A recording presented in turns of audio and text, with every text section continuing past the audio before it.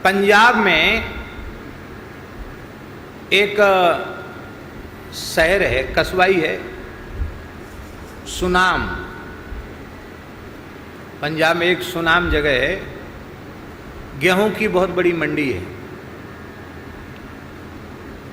अब तो पता नहीं जिला बना कि नहीं बना, शायद जिला भी बन गया कोई कहता है। उस समय जब हम गए थे तब जिला नहीं था। तो हमारे पूज्य गुरुदेव की वहाँ एक जगह कथा थी, भक्तमाली जी महाराज की। हम छोटे थे, दास भी गया था। ये बात है सन 1984 की।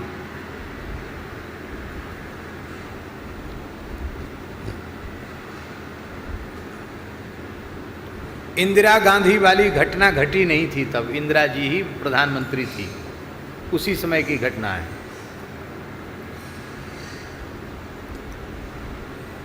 तो यहाँ से एक ब्रजवासी पंडित श्रीमद् भागवत के पाठ के लिए गए थे और एक दो पंडित और थे। वो सब पाठ पूजा कर्मकांड के लिए वो लोग गए थे। और जैसे ही वहाँ पहुँचे तो महाराज जी तो बहुत सीधे साधे सरल थे ही। वो लोग कहने लगे, रे बाबा जी ऊपर बैठ के कथा वाँचे और हम ब्रजवासी पंडित हम कोई लेबर हैं, हम पाठ वाठ नहीं करेंगे, हम तो कथा वाचक हैं, व्यास हैं, हम तो कथा कहेंगे। बाबा जी के नीचे बैठ के पाठ नहीं करेंगे। भगत नाराज हो गए, बोले महाराज जी को हमने बुलाया कथा के लिए, महाराज जी ही कथा कहेंगे। महाराज जी के कान में बात पड़ गई। तो पहले महाराज जी को पता नहीं था, बाद में पता चला कि वो प्रेत बाधा की निवृत्ति के लिए अनुष्ठान था। कथा जो थी वो प्रेत बाधा की निवृत्ति के लिए थी। तो महाराज जी ने भगत को बुलाया, वैश्य था बेचारा, उसको बुलाया। बड़े मेरे सामने की बात, बड़े स्नेह से कहा कि देखो, ब्रजवासी श्री कृष्ण स्वरूप होते हैं और ब्राह्मण तो वैसे भी भगवान की विभूति है, पर वृंदावनवासी ब्रजवासी ब्राह्मण स्वयं कृपा पूर्वक कह रहे हैं कि हम कथा कहेंगे, तो इसे तुम अपना सौभाग्य समझो। उन्हें तो समस्या है पाठ करने में, लेकिन हमें कोई समस्या नहीं है, इसलिए उन्हीं से कथा कहवाओ। मैं उनको कह देता हूँ, वे ही व्यासपीठ पर बैठकर कथा कहेंगे, मैं नीचे बैठकर पाठ कर लूँगा। और देखो तुम्हारा अनुष्ठान सकाम है, तो कथा तो 8 घंटे कहो तो भी पूरी नहीं होती, कुछ न कुछ अंश छोड़ना पड़ता है। और पाठ करने वाले लोग प्रायः पूरा पाठ करते नहीं, पर हम पर भरोसा करो, हम पूरा पाठ करेंगे, तो तुम्हारे प्रयोजन की सिद्धि भी पाठ से ही होगी। ऐसा समझाया कि उसकी समझ में आया। बोले महाराज जी लोग क्या कहेंगे आपको, इसलिए बोला। महाराज बोले हमें तो कोई समस्या ही नहीं है। और महाराज जी ने पंडित जी को बुला के कहा कि आप कथा कहें। नहीं बाबा आप ही कह लो। नहीं आपको, हाँ बाबा जो आ गया आपकी, जो उनको तो मन में था ही पहले से, जो आ गया बाबा।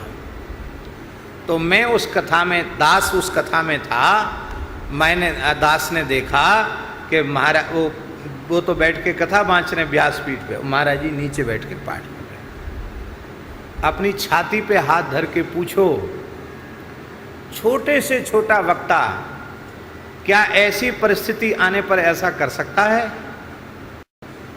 ये वही कर सकता है जिसकी चित्त की वृत्ति में सम्मान और अपमान का भेद सर्वथा समाप्त हो चुका हो।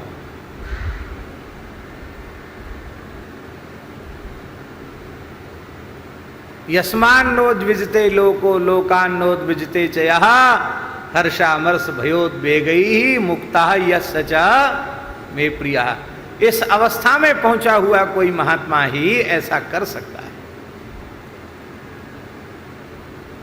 पर हम व्याख्यान बहुत अच्छे अच्छे देते हैं, उनको जब अपने जीवन में कुछ उतारने की बात होती है तो हम ना हमारा काम पर नियंत्रण है, ना हमारा क्रोध पर नियंत्रण है, ना हमारा लोभ पर नियंत्रण है, ना ही हमारा अहंकार पर नियंत्रण है, और ईर्ष्या पर नियंत्रण तो है ही नहीं।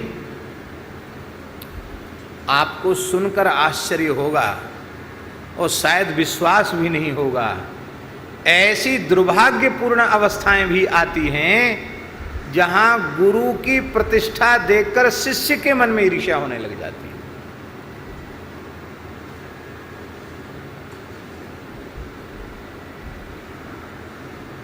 ये होता तब है जब चेला भी अपने को कुछ मानता है, जब उसको लगता है कि अरे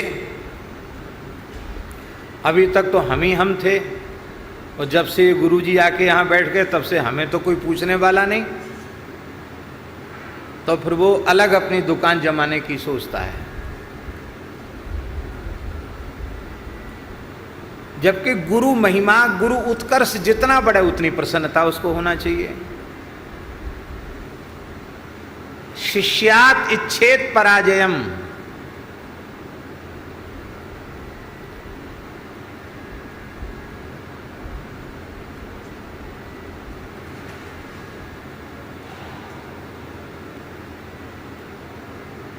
कैसा है? हैं? हाँ, सर्वतो जयमिच्छेत पुत्रात् शिष्यात् इच्छेत पराजयम। सर्वत्र विजय की कामना मनुष्य को करनी चाहिए, पर पुत्र से और शिष्य से हारने की इच्छा रखनी चाहिए। शिष्यात् इच्छेत पराजयम। गुरु को ऐसा भाव बनाना चाहिए कि तप में, त्याग में, भजन में, भगवत प्रेम में हमारा शिष्य हमसे कई गुना आगे चला जाए। ये भाव गुरु जी के मन में होना चाहिए, पिता के मन में होना चाहिए।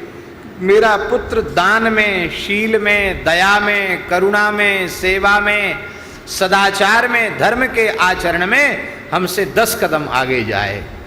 इतना आगे बढ़े कि लोग मुझे भूल जाएं, उसको याद करें। ये सच्चे पिता के मन में कामना होनी चाहिए, ये सच्चे गुरु के मन में कामना होनी चाहिए। पर शिष्यों की महिमा बढ़ती हुई देखकर गुरुओं के मन में भी ईर्ष्या होने लग जाती है। ये कैसी भारी व्याधि है ईर्ष्या। इसलिए श्री गोविंदराज स्वामी कह रहे हैं, सबसे बड़ा पाप ईर्ष्या ही है। ईर्ष्या से बड़ा कोई दूसरा पाप नहीं है।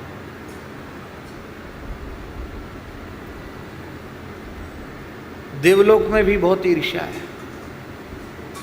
ययाति पुण्य के कारण स्वर्ग में गए तो वहां तो कुर्सी पुण्य के अनुसार मिलती है, तो उनको इंद्रासन के जैसी कुर्सी मिल गई, इंद्र के बराबर की कुर्सी मिल गई।